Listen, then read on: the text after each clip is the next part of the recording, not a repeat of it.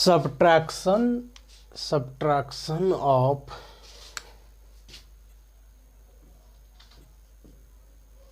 two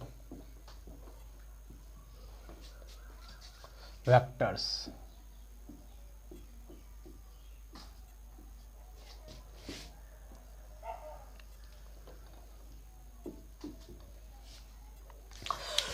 heading क्या है हमारा? Subtraction of two vectors. देखो, सब्ट्रैक्शन ऑफ टू वेक्टर्स, हम लोग दो वेक्टर को यहाँ सब्ट्रैक्ट करना सीखेंगे, इट मीन्स कि घटाना सीखेंगे। देखो, सब्ट्रैक्शन का अगर सिंपल में मीनिंग बताऊँ तो, अगर जैसे आपके पास एक 1 है, 2 है ना, अगर इसको सिंपली ऐड करने के लिए बोलोगे तो क्या करोगे? 2 + 1 = 3। समझ आ रहा है ना? अगर इसी को आपको सब्ट्रैक्ट करने के लिए बोले तो कैसे करोगे? 2 + 2 - 1 = 1। तो देखो, सब्ट्रैक्शन कुछ अलग चीज नहीं होते। सब्ट्रैक्शन जब आप किसी नंबर से दूसरे नंबर को करते हो, तो जिस नंबर से करते हो उसमें दूसरे नंबर को क्या करते हो? नेगेटिव करके जोड़ देते हो। वही तो मैं क्या हूँ ना, मैंने यहाँ 2 और 1 नंबर लिया, उसको एक बार जोड़ दिए ऐसे सिंपली, और दूसरा बार बोला गया कि नहीं, इसको सब्ट्रैक्ट करो। तो सब्ट्रैक्ट करने के लिए बोला गया, तो हमने क्या किए? 2 में से ऐड किए, किसको? 1 को निगेटिव करके। यहाँ तो बहुत आसानी से निकल गया, और यहाँ बहुत आसान है, क्योंकि यहाँ एडिशन भी बहुत आसान है। होता है ये तो नॉर्मल है, ये इसमें कोई बहुत बड़ी चीज़ नहीं है। यही कंसेप्ट, यही छोटा सा कंसेप्ट हम लोग वेक्टर में भी अप्लाई करेंगे। देखो, अगर आप addition of two vector quantity या एडिशन ऑफ टू वेक्टर्स जानते हो, तो सब्ट्रैक्शन भी जानते हो। सिर्फ हम लोग उसको क्या करते हैं, फार्मूले जो फार्मूला हम लोग सीखे हैं उसको एक बार वेरीफाई कर देते। वेरीफाई नहीं बोलेंगे, मतलब उसमें उसका मान निकाल के देखते हैं कि उसको किस टर्म में हम लोग याद रखें। जैसे देखो, दो वेक्टर को अगर आप जोड़ते थे, जैसे मान लो कि एक वेक्टर ए ये है और बी ये है, बी वेक्टर ये है, ए ये है और वेक्टर बी ये है, और इसके बीच का एंगल अगर क्या दिया हो? थीटा। इसके बीच का एंगल अगर थीटा दिया हो ना, तो अगर ए से बी को अगर हम लोग जब एडिशन किए थे तो वहाँ सीखे थे कि इसका रिजल्टेंट का फार्मूला यहाँ ये होता है, a² b² 2ab cos theta. और tan अल्फा का भी हम लोग फार्मूला सीखे थे, tan अल्फा का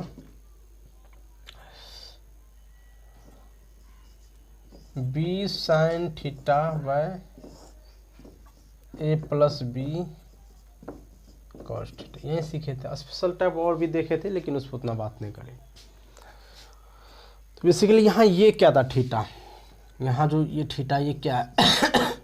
ये तीनों थीटा का मैं बात करूँगा, क्या है? Theta is the angle between vector A and vector b, यही है। समझ आ रहा है ना? तो हम लोग अब यहाँ पर हमारा हेडिंग यहाँ है सब्ट्रैक्शन ऑफ टू वेक्टर। तो एडिशन में ऐसे देखे थे, तो अगर इसको हम लोग को सब्ट्रैक्ट करना है, ये बेसिकली ये क्या है? ये जो आर मैं लिखा हूँ यहाँ, वो आर क्या है? आर कुछ नहीं, ये है, समझना, a + b का मॉड, वही है ना। आर क्या है? कुछ नहीं है, a + b का मॉड है। ये भी एक इम्पोर्टेंट है, इसको भी आप ध्यान में रख सकते हो। आर क्या है? कुछ नहीं है, a + b का ही तो मोड है। Mod of a plus mod of b अलग चीज़ है। वो कब होता है? जब दो वेक्टर पैरेलल हो ना। पर ये क्या है? A plus B, vector A plus B का मोड है, जो जिसको आप क्या बोलते हो? Resultant of vector A and B. तो हम लोग को यहाँ निकालना है सबट्रैक्शन ऑफ टू वेक्टर। तो समझना इस बात को। देखो, इसी अगर सबट्रैक्शन निकालना है तो इसी चीज़ को हम लोग कैसे लिख सकते हैं? Vector r equal to mod of vector A plus minus vector b. क्या लिख सकते हैं? क्यों नहीं लिख सकते? समझ आ रहा है ना? ऐसा क्यों नहीं लिख? क्योंकि हम लोग अभी बहुत सिंपल सा एग्जाम्पल दे के हम लोग समझे इस बातों को।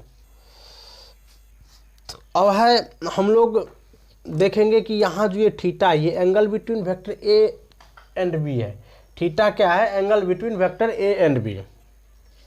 ये एंगल दो वेक्टर के बीच का है, लेकिन हम लोग को यहाँ क्या निकालना है? बोलो। Addition of vector A plus minus vector b.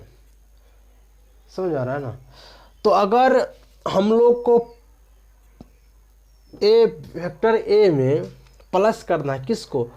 Minus vector B को। तो आप लोग नेगेटिव वेक्टर जानते ही हो। नेगेटिव वेक्टर किसी का कैसे बनाते हो? उस वेक्टर क्या करो, 180 से रोटेट करा दो। तो वेक्टर ए तो ये इधर है, इसमें कोई दिक्कत नहीं है। वेक्टर ए जैसे है उसको वैसे छोड़ दो, उसमें कोई प्रॉब्लम नहीं है। आप क्या करो, बी को, अभी तो बी फिलहाल इधर है ना, इसको क्या किए हम लोग, 180 से 180 डिग्री से घुमा दिए। अब ये क्या, माइनस बी है। समझ आ रहा है ना? अब ये कितना? थीटा। और ये थीटा क्या है? वेक्टर ए और बी के बीच का एंगल है। तो ये कितना होगा? 180 माइनस थीटा। कुछ मत करो, इस थीटा को 180 माइनस थीटा से रिप्लेस करो, आपका सब रिजल्टेंट वही आएगा। वही सबट्रैक्शन ऑफ टू वेक्टर है। तो चलो हम लोग रिजल्ट को लिख लेते हैं नीचे। आप क्या करोगे, अगर आर लिखोगे यहाँ, आर मतलब resultant of vector A plus minus vector b, या फिर ऐसे आप सिंपली बोल सकते हो रिजल्टेंट ऑफ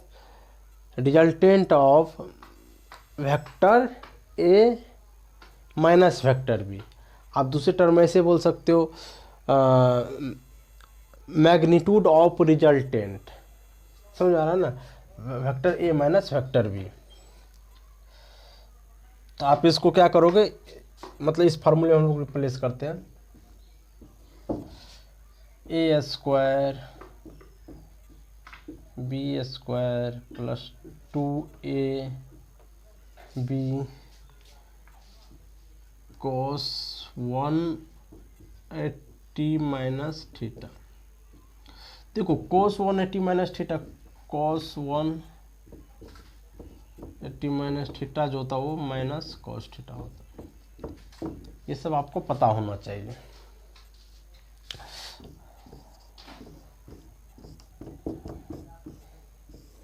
तो यहाँ क्या लिखोगे, A square B square minus 2ab cos. तो यही फार्मूला होगा, कुछ नहीं। सिर्फ एडिशन के लिए फार्मूला में क्या होता है, माइनस का चिन्ह, सॉरी प्लस का चिन्ह, और सबट्रैक्शन में माइनस का चिन्ह कहाँ, बीच में जहाँ अभी ये आया है, यही है सबट्रैक्शन के लिए फार्मूला। एंगल वाले में भी निकाल सकते हो, tan alpha equal to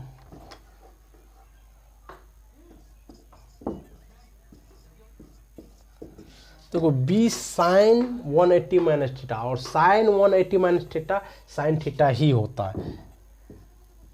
be sine theta, और यहाँ नीचे क्या हो जाएगा, ए माइनस बी कॉस थीटा। ये माइनस क्यों होगा, क्योंकि cos 180 minus theta minus cos theta होता है। तो यही दोनों फार्मूला आप याद रखो, ज़्यादा उतना करने की ज़रूरत नहीं। मैं तो बोलता हूँ कि ये एक सिर्फ समझने के लिए था। आप हर क्वेश्चन को ऐसे ही बनाओ, एडिशन के नियम से ही। सिर्फ आप एक चीज़ देख लो कि आपको जो कह रहा है ना, जैसे मान लो जिस दो वेक्टर का रिजल्टेंट पूछा है उसके बीच का एंगल क्या है, समझ आ रहा है ना। सिर्फ वो बात देखो, ये सब मतलब सिर्फ एक समझने के लिए था, कुछ ज़्यादा उतना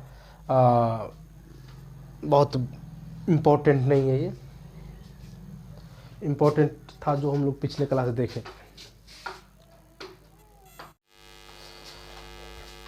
आप जब भी क्वेश्चन करोगे वो क्वेश्चन आप इसी फार्मूले पे करना। सिर्फ उसमें एक ही बात ध्यान में रखना कि जब भी आप थीटा लोगे वो क्या लोगे, वो दो वेक्टर के बीच का एंगल लेना।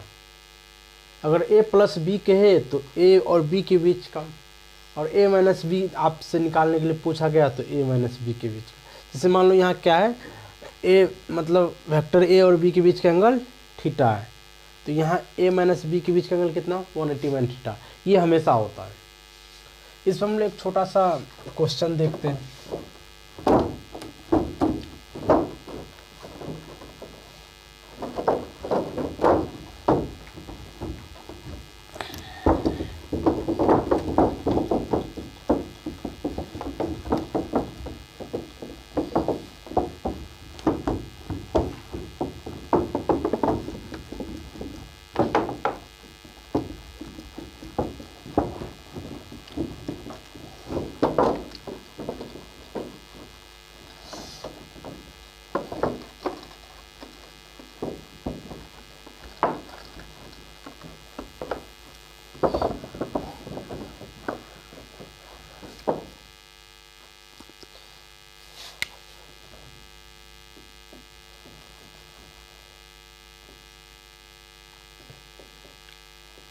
If vector a plus B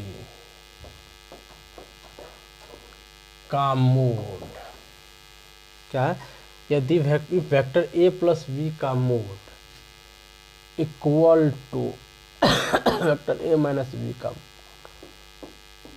समझ आ रहा है ना। अगर कोई दो वेक्टर है उसका एडिशन का मतलब मैग्नीट्यूड आप बोल सकते हैं मोड सब्ट्रैक्शन के मोड के बराबर हो जाए, then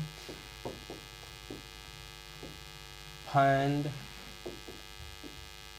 angle between vector A and b. Find angle between, then find angle between vector A and b. बहुत सिंपल है, कुछ ज़्यादा नहीं है। आप तो इसे ओरल भी बना सकते हो इस क्वेश्चन को। तो देखो हम लोग अभी ये भी सीखे। पहले तो हम लोग एक लाइन में लिख लेते उसको, क्या है हमारा क्वेश्चन का कंडीशन।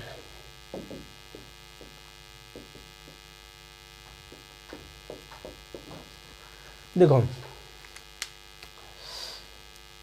ये a प्लस बी का क्या है मोड है, और ये a माइनस बी का मोड है। हम लोग से वही एंगल ही पूछा तो हम लोग मान लेते दोनों वेक्टर के बीच का एंगल थीटा रहा होगा। तो चलो आगे हम लोग कैलकुलेट करके देखते क्या निकलता है। इसका आप मान क्या रख सकते हो, ये a square B square plus 2ab cos theta equal to, इसका क्या रखोगे, a square B square minus 2ab cos theta. दोनों साइड रूट ऐसे कैंसिल हो जाएगा। नेक्स्ट स्टेप देखो, a square plus B square plus 2ab cos theta is equal to a square B square minus 2ab cos theta. यहाँ से ये a और ये a कैंसिल होगा, ये भी और ये भी कैंसिल होगा। आप क्या करो, ये तो नहीं कर सकते हो क्योंकि ये माइनस में और ये प्लस में, इसीलिए आप इसको नहीं कर सकते। तो क्या करो, इसको इधर लेके आओ, माइनस 2ab कॉस थीटा को इधर लाओगे तो ये हो जाएगा प्लस 2ab कॉस थीटा, और उसको ऐसे ही लिख दो 2ab cos theta equal to 0। अब क्या होगा 4ab cos theta equal to 0। तो देखो ये 4 तो नंबर है, ये कभी 0 के बराबर होगा नहीं। ए भी मैग्नीट्यूड ऑफ वेक्टर, मतलब किसी वेक्टर का मैग्नीट्यूड है, बी भी किसी वेक्टर का मैग्नीट्यूड है। तो ये तीनों का मल्टीप्लिकेशन, मतलब कहने का मतलब है 4a एंड बी का मल्टीप्लिकेशन कभी भी 0 के बराबर नहीं होगा। पर इन सब का मल्टीप्लिकेशन अगर 0 के बराबर है तो कोस को cos थीटा को 0 के बराबर होना ही पड़ेगा। इसीलिए हम लोग लिखेंगे cos थीटा इजकल टू 0, तो थीटा इजकल टू 90 डिग्री। याद भी करने वाली ये बात है। देखो दो वेक्टर का एडिशन या सब्ट्रैक्शन सिर्फ कब बराबर होगा, जब वो वेक्टर एक दूसरे से परपेंडिकुलर हो ना, 90 डिग्री का एंगल निकल। देखो हम लोग इसको ग्राफिकली भी समझ सकते हैं। मान लो कि वेक्टर कोई ए ये है ना, तो बी को हम मानते कि इसके परपेंडिकुलर ऐसे हैं, तो ये क्या होगा ए प्लस बी, ये क्या होगा ए प्लस बी। तो ये क्या है, ए वेक्टर है और ये बी वेक्टर है। समझ आ रहा है ना। अगर हम लोग इसको सब्ट्रैक्शन, अगर इसका हम लोग को अगर सब्ट्रैक्शन निकालना हो तो इसको माइनस करना पड़ेगा, ये माइनस है। अब ये क्या होगा, वेक्टर ए माइनस बी। समझ आ रहा है ना। देखो जो लेंथ इसका होगा वही लेंथ उसका भी होगा। समझ आ रहा है। तो ये पर ये कब हो रहा है, जब ये एक दूसरे से परपेंडिकुलर होती है। ये कंडीशन ध्यान में रखना।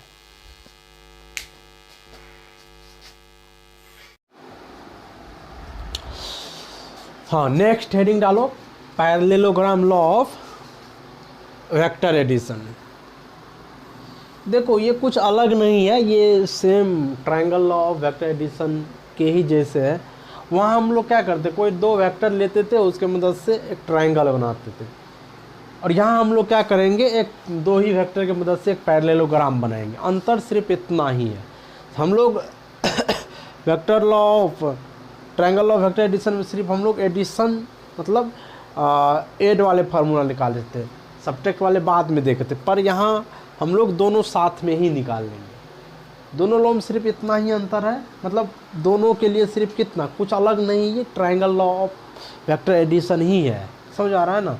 तो ध्यान रखो, हम लोग क्या करेंगे, यहाँ भी कोई दो वेक्टर ले लेंगे। क्या करेंगे, कोई दो वेक्टर ले लेंगे।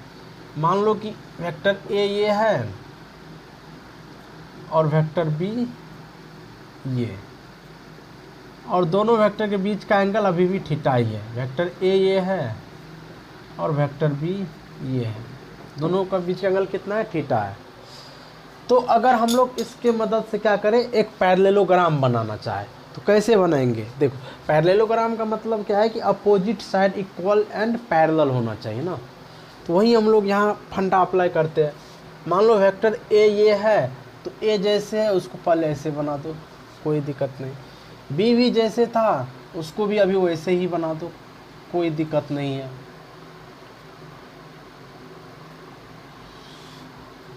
जैसे ए था वैसे बना दो, बी भी जैसे है वैसे बना। थोड़ा टेढ़ा हो जाए तो उसमें कोई बड़ी बात नहीं है। अब क्या करो, ए को या फिर बी किसी को उसके पैरेलल तो शिफ्ट करा के लिख ही सकते हो, उसमें तो उतना तो आप लोग जानते ही, क्योंकि वो नॉर्मल सी बात है। तो हम लोग क्या करते हैं, ए को ऐसे लिखते, जैसे है वैसे पैरेलल करके हम लोग यहाँ लिखते हैं।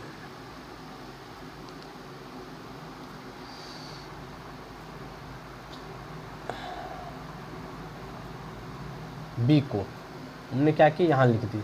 ए को भी लिख लो ऊपर। अब देखिए ये ए है ना, ये ए है, इसके पैरेलल हमने शिफ्ट करके यहाँ भी ए लिख दिए। और ये बी है और इसके पैरेलल हमने शिफ्ट करके ये भी बी लिख दिए।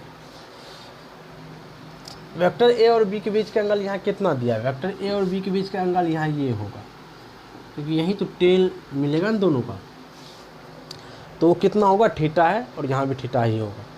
तो यही एक क्या हम लोग क्या किए, वहाँ दो वेक्टर की मदद से एक ट्रायंगल बनाए थे, पर यहाँ क्या किए, दो वेक्टर की मदद से एक पैरेललोग्राम बना लिए। अब आगे देखो, पैरेललोग्राम है तो इसके पास डायगोनल होगा ही, कोई दिक्कत नहीं है। तो ये डायगोनल 1 है और ये दूसरा डायगोनल है, इसको D1 मान लो, इसको D2 मान लो, डायगोनल है इसीलिए। अब देखो हम लोग हर पॉइंट का कुछ नाम लिख लेते हैं, 1 2 3 4। समझना यह बात को, ये वेक्टर ए है और ये बी है, इनके बीच का एंगल थीटा है, कोई दिक्कत। ये वेक्टर ए है और ये सॉरी वो बाद में हम लोग देखेंगे, मतलब ये वेक्टर ए है और ये बी है, इसके बीच का एंगल थीटा है। तो हम लोग अगर देखें इन ट्रायंगल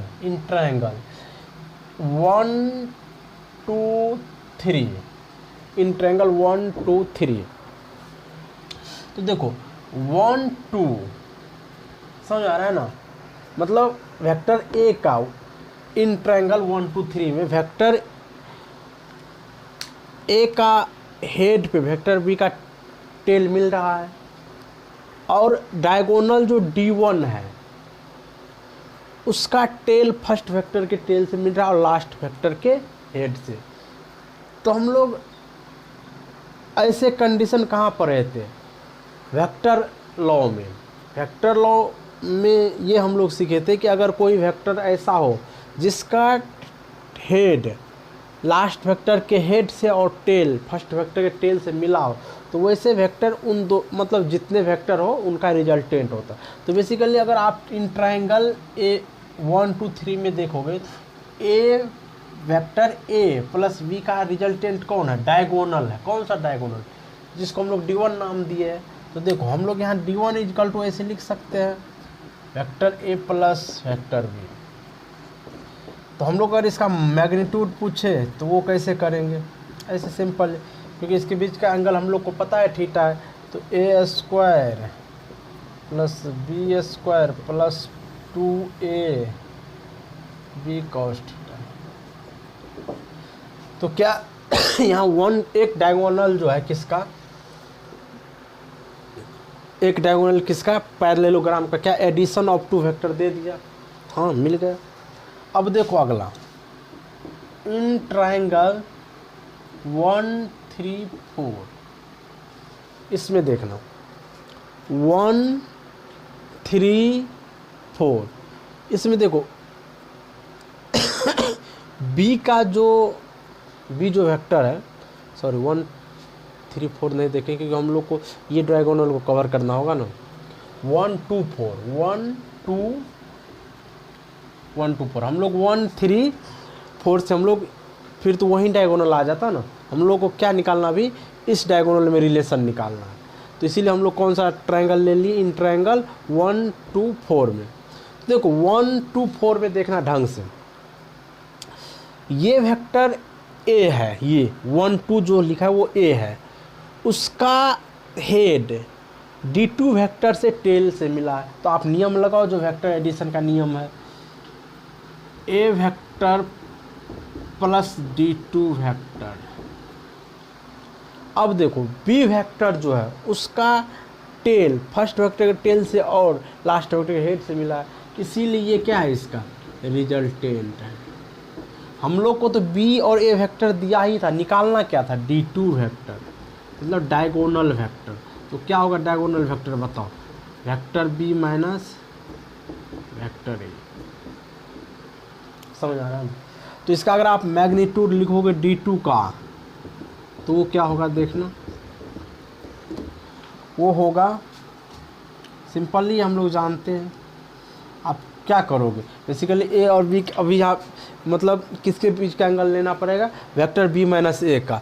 तो बेसिकली बी माइनस ए मैं यहीं से थोड़ा क्लियर कर देता हूँ। बी वेक्टर बी माइनस ए का मतलब ए को यहाँ माइनस करना, ए को अगर आप माइनस करोगे तो ए क्या इधर जाएगा, इधर जाएगा तो ये कितना 180 माइनस थीटा, समझ आ रहा है ना। तो बेसिकली वही बात है, कुछ खास नहीं है। तो बेसिकली यहाँ क्या लिखोगे, A square plus B square minus 2ab cos theta.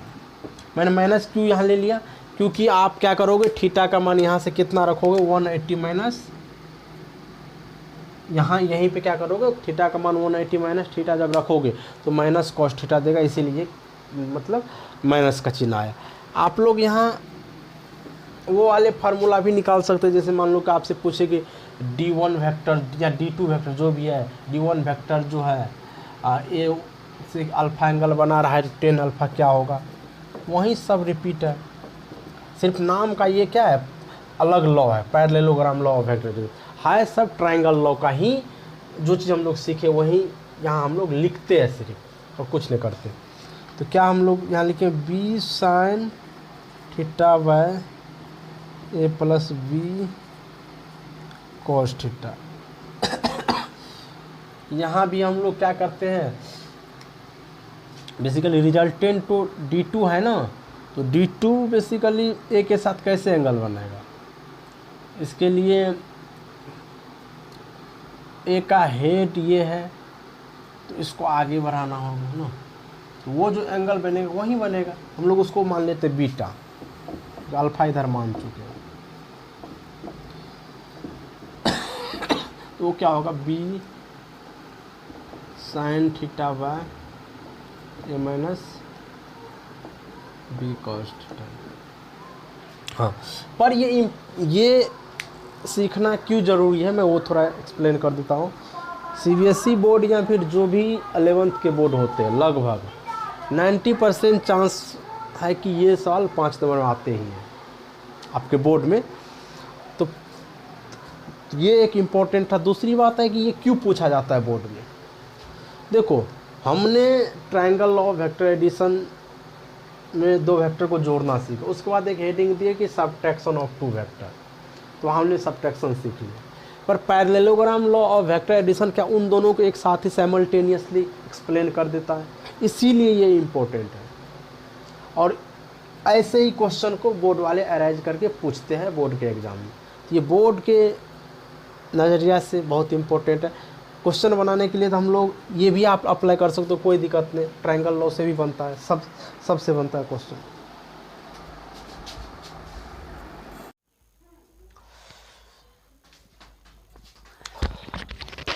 देखो, पैरेललोग्राम लॉ का आप चाहे तो स्टेटमेंट लिख सकते हो, वो ये है कि मैं बोल देता हूँ एक बार, according to parallelogram law of vector addition, according to parallelogram law of vector addition,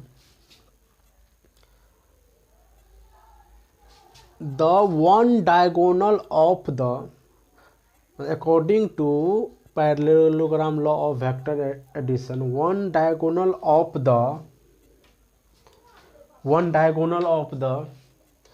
parallelogram gives addition of 2 vector and other diagonal gives subtraction of 2 vector।